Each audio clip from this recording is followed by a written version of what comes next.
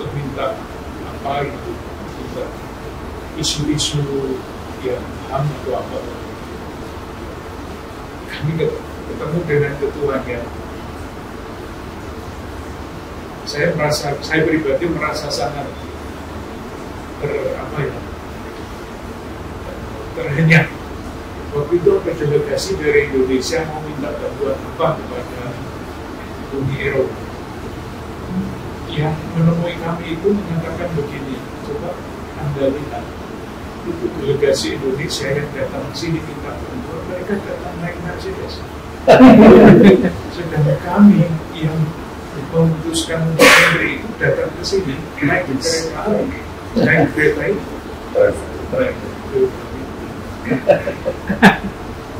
Dan selanjutnya masih sama. Pertanyaannya, apakah kita mau tetap seperti itu atau kita mau membangun sesuatu yang berbeda? Maka kalau saya ditanya 100% Indonesia itu jawabannya dua, cinta tanah air, satu, dengan segala macam artinya.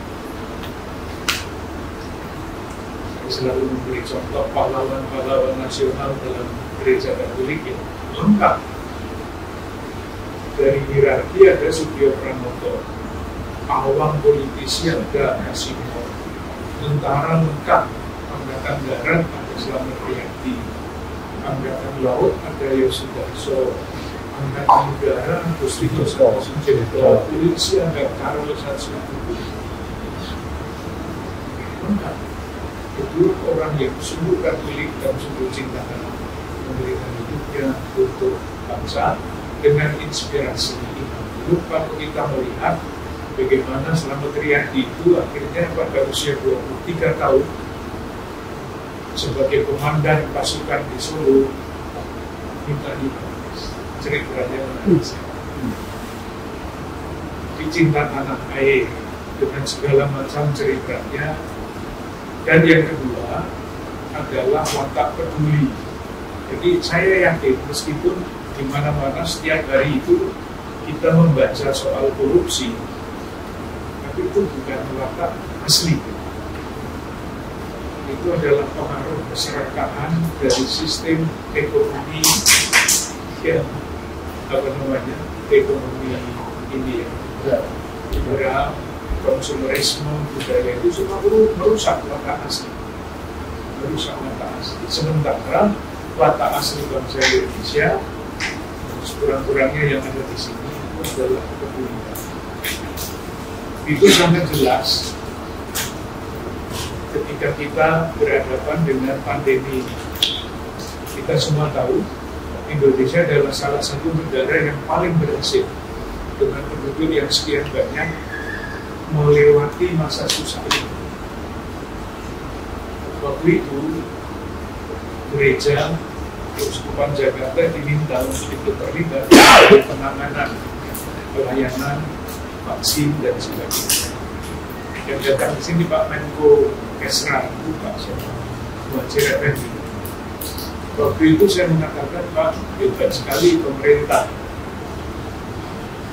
bisa menyisihkan dana sekian banyak untuk masyarakat Indonesia.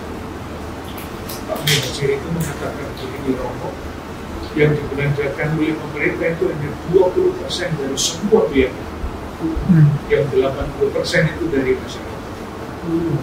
Tidak siap. Seandainya masyarakatnya tidak ikut, dia tidak akan berhasil.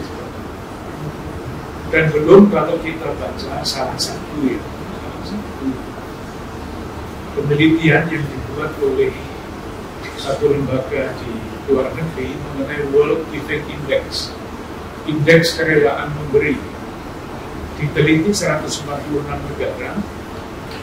Indonesia itu ditempatkan pada nomor 1 dalam indeks kerelaan memberi.